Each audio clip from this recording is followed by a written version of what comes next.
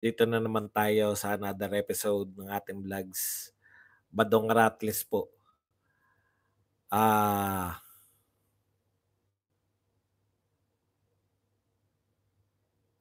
Pag-uusapan po natin ito pong mga banat, bagong banat ngayon 'no, kay sa mag-amang Duterte at, ito po ay tumatalbog lang 'no, dito po sa kanilang, mga amo. Yan po ang mga pag-uusapan natin at sino po yung among tinutukoy natin. Yan po ang pag-uusapan natin pero bago yan, kung bago ka pa lang dito sa ating channel, mag-subscribe ka na.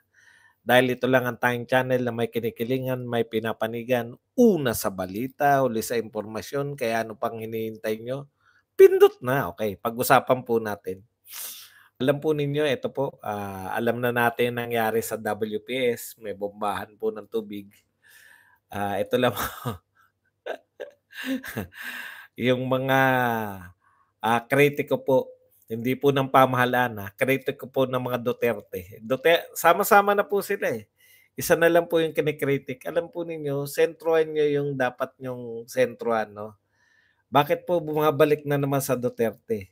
Sila po ba yung nambomba ng tubig? Patawa 'no.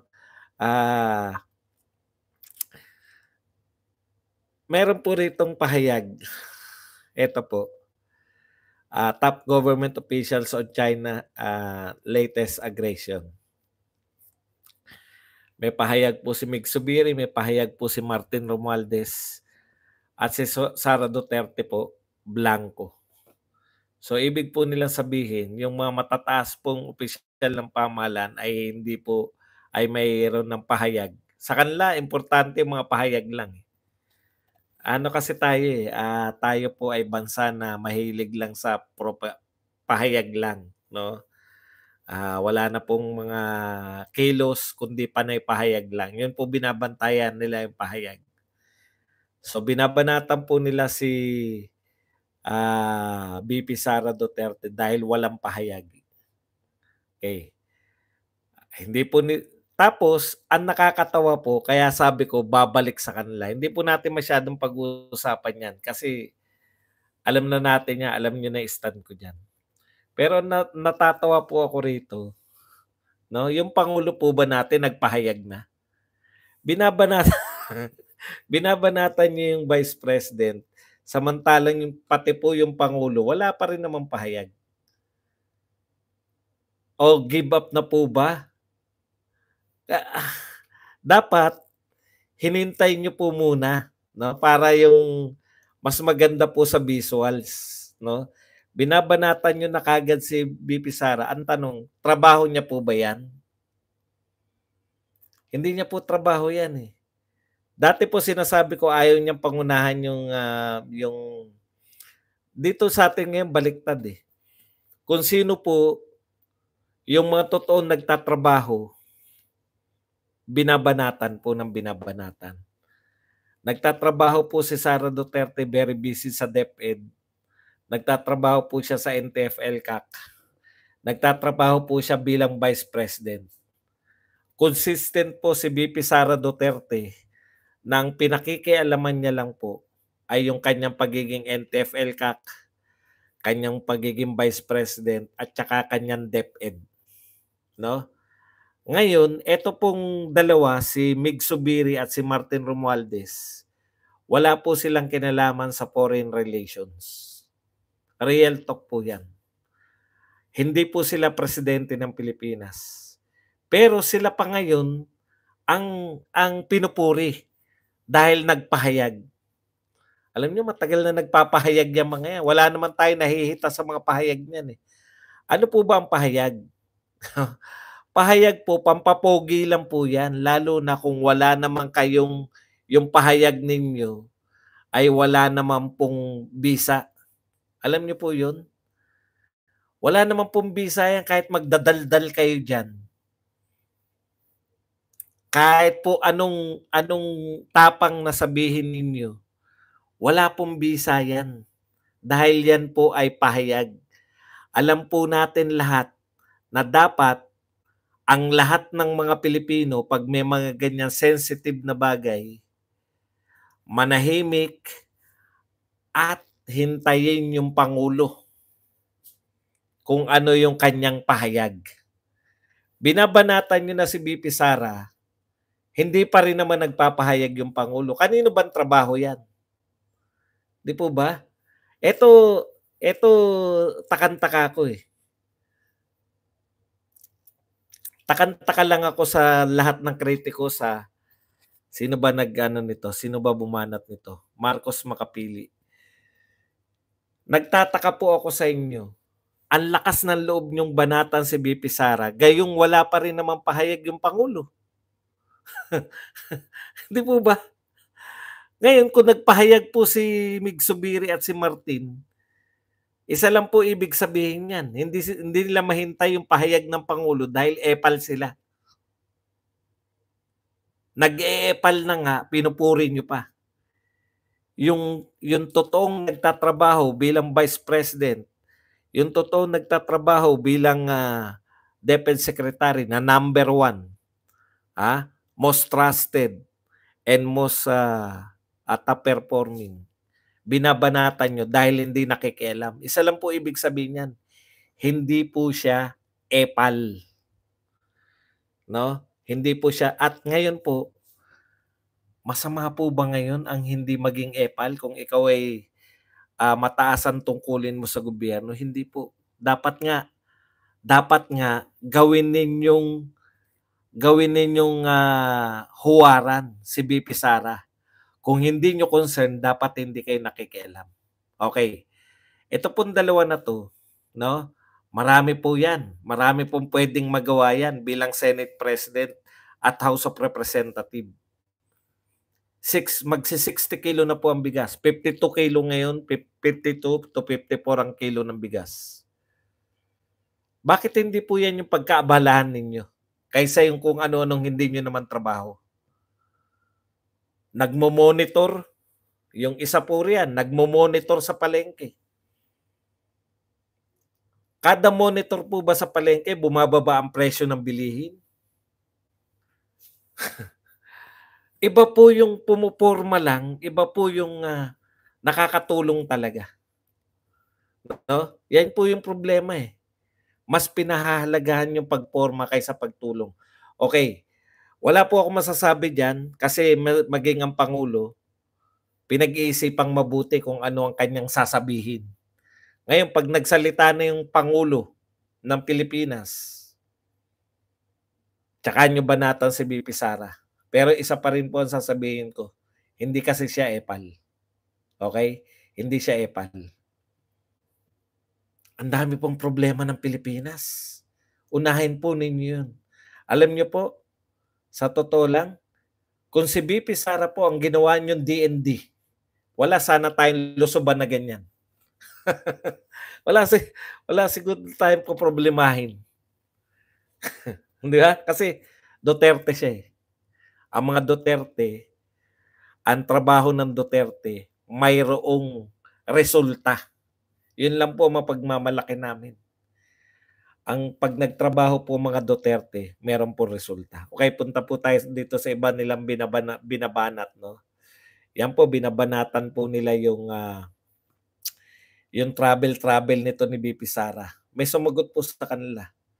Lantad na po ito po pagkakaiba, no? Pagkakaiba po nitong confidential fund yung confidential fund at saka ito pong mga extracurricular, extraordinary, extraterrestrial fund ng Congress. Ang pagkakaiba po niyan sa normal na pondo, no, ng mga departamento. Yan nga po, may mga kaya nga confidential, 'di ba? Wala na pong problema. Yung ginawa po ninyo sa confidential fund na ipaliwanag nyo, sabihin ni BP Sara kung saan niya dinalas, kung saan niya. Pwede po yun yung questionin. Pero ito po, ang sinunod po nilang question, bakit daw ang laki-laki ng travel expense ni BP Sara Duterte? Yung travel expense po ng DepEd Secretary, no? Yung pong kanilang travel expense, unlike po sa confidential fund, pwede nyo pong tignan yung COA dyan. Nakukuha po ninyo. Manghingi po kayo ng kopya sa COA, hindi po yan nililihim.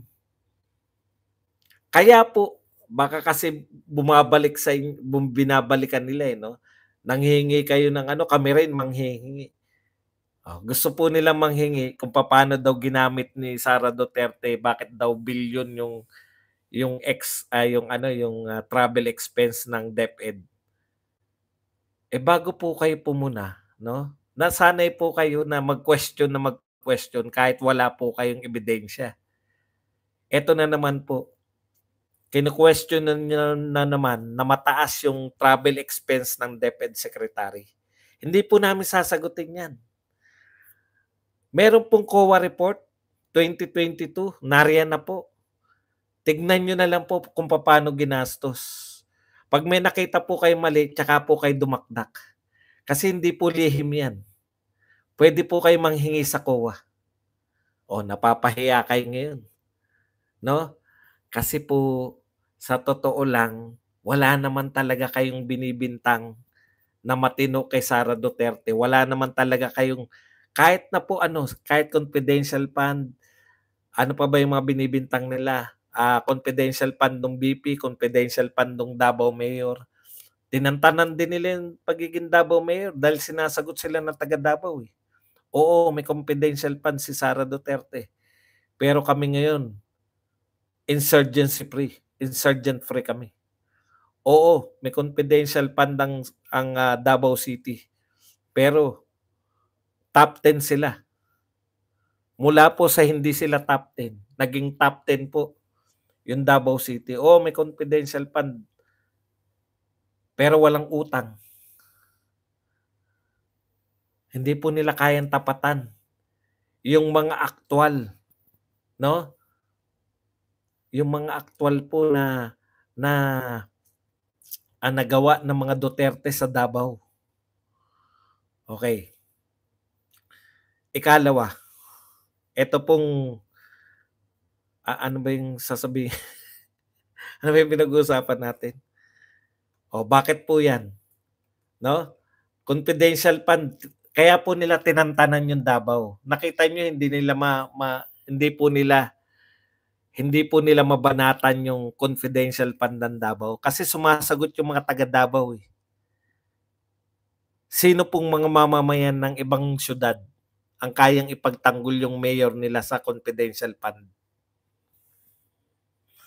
Okay, punta po tayo rito. May dalawa rin po silang binabanat ngayon kay Tatay Digong, no? At ako po, bilib ako kay Tatay Digong, sa totoo lang. Ito po ang bago nilang bira. Dalawa na naman po. Ito po yung una. Nawala. Siyempre, sentro po dyan yung yun pong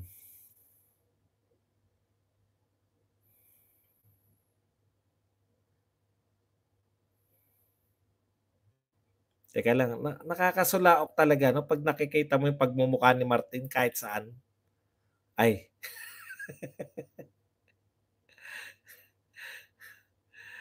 Sana ba si Pangulo Duterte? Meron po nilabas yung Rappler. No? Rappler po na tungkol po kay Pangulong Duterte.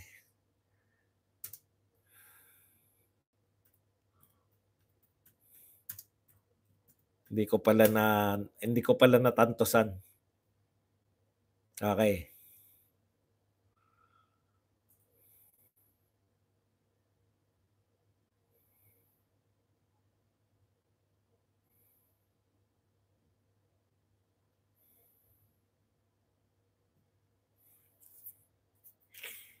Ito po ang bago nilang paninira kay Tatay Digong. Just 2 weeks before he officially ended this term as Philippine President, known gun enthusiast Rodrigo Duterte registered at least 358 firearms. No? All with 10-year validities and legal backing through he enacted also in 2022. Yan. So, pinasasama na naman nila, no? Rappler obtained copies of FEO certification which we have verified. The documents say information on the licensed guns exists in the FEO record. Okay. As per comment in the licensing of at least 358 guns for one individual, such as Duterte, the PNP FEO, citing data privacy, told Rappler in a message on Thursday, we cannot provide you the exact figures on this. Okay. So yan po, hindi po yan tiniyak, no? Ayan ang pagkakaintindi, we cannot provide you the exact figures on this. Yan po yung sabi ng PNP, no? Ayan. Pero meron silang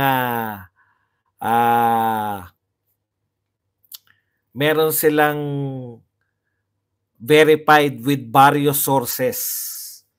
Yan yung sinasabi natin na sources ng mga ng mga media. Hindi po nila pwedeng yan, no? Sino yung mga various sources na sinasabi nitong mga taga-Rappler? Hindi po natin alam. Pwede po bang questionin yan ng Kongreso? Hindi po nila ko-questionin yan kasi Rappler yan. Pustahan po tayo. Hindi po nila ko-question. Ewan ko po kung ano magiging hakbang dito ni Pangulong Duterte. Pero ako, kung totoo man, no? Kasi parang pinalalabas, ani ni Duterte yung 358 na baril. Yun na kagad yung reaction, no? Bakit? Magbubuo ba ng army si Duterte? Bubuo ba siya ng ano? Okay. Ang una kong tanong, ito ba, ang mga baril ba na ito, sigurado ba tayong 358? Wala namang pre-provide yung PNP na sigurado sila. From various sector lang. Pagpalagay na natin totoo. No? Ipagpalagay na natin na totoo na para gamit yun ni Pangulong Duterte. Yung 358 na yun. Ang susunod na tanong, illegal ba yun? Kung illegal yun, di sampahan nyo ng kaso. Kasi po, nakakatawa, no? Mahilig ang mga kalaban ni Pangulong Duterte ngayon na ipahiwatig lang po ang illegal na may illegal silang ginagawa. Kahit wala naman po silang maibintang na illegal. Parang sinasabi lang nila, ang dami-daming pinalisensya na baril ni Pangulong Duterte. Aanihin niya yan. No? Tapos, ang mamahal pa, yung isa, biruin nyo, ganito po sila yung isa nagkakahalaga ng mahigit 300,000. Yung isa mahigit 50,000. Yung estimated daw 5.5 million. Hindi po billion, 5.5 million na mga baril. 5.5 to 7 million ang halaga ng mga baril ni Duterte. 'Di ba? Milyon. Magagaling yung mga yan eh. Gumagawa po sila ng mga kwento, pinasasama po nila, tapos tatanungin, what are those guns for? Para saan yung ano na yun? Yung mga baril na yun. Okay. Tapos bigla nila ipapasok, Duterte's last known net worth was 28.5 million. Oh, magkano yung baril? 5 million. Magkano yung asset ni Duterte? 28.5 million. O di pasok. Di ba? Wala namang pong usapin eh. Pasok po yun. Alam niyo po, may mga tao po mahilig sa koleksyon ng baril. Si Robin Padilla nga, di ba pinakita niya pa yung bakit hindi niyo sinasabihan si Robin Padilla na parang may mali doon sa pagkukolektan niya ng baril. Pwede pong collection yun. No? Para saan po ba yun?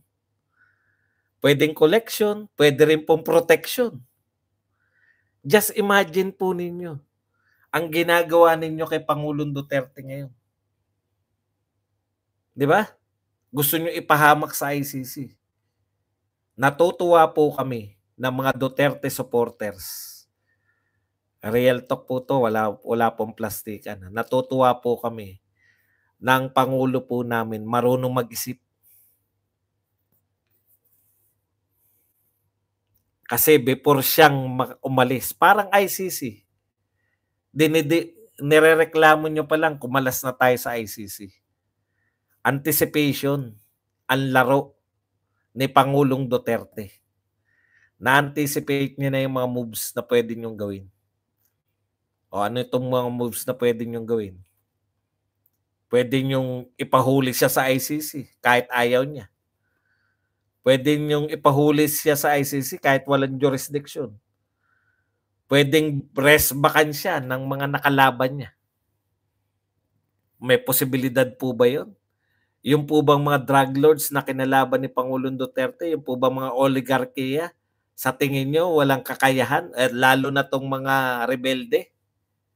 Sa tingin po ba ninyo wala silang kakayahan na buweltahan si Pangulong Duterte? Na-anticipate na yan.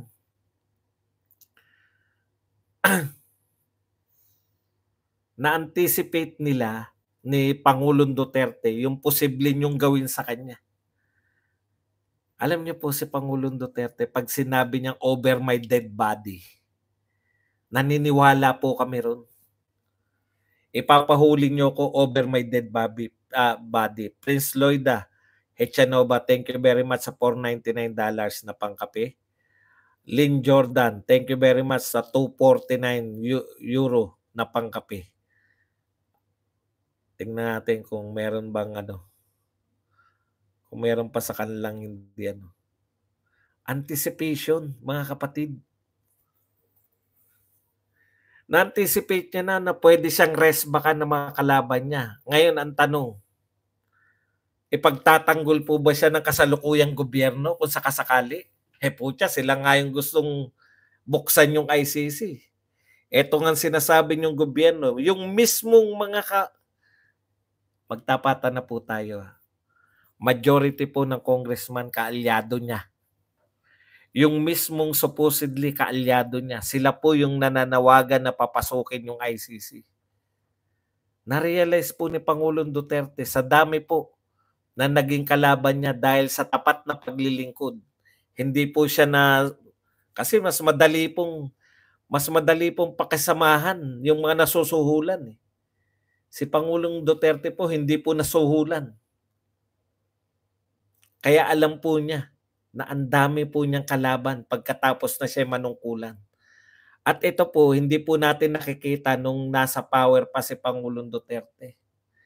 Never po natin naisip na pag wala na poder si Pangulong Duterte, hindi natin naisip Kasi naisip pa namin, panalo pa yung anak niya, Vice President. Imposible. Ako po, sa totoo lang, tiwalang-tiwala talaga ako. Nanalo pa yung anak niya, Vice President, hindi nyo kayang galawin si Pangulong Duterte. Kaalyado ng anak niya yung Pangulo. Hindi nyo magagalaw yan. Kahit papano, yung mga sundalo at militar, dinoble niya. Yung sweldo ng mga yan, hindi nyo po pwedeng galawin si Duterte. Sa isip-isip ko yun noon.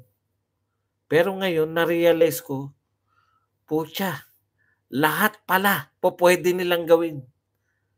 Una nilang ginawa, yung mga akala nating kaalyado.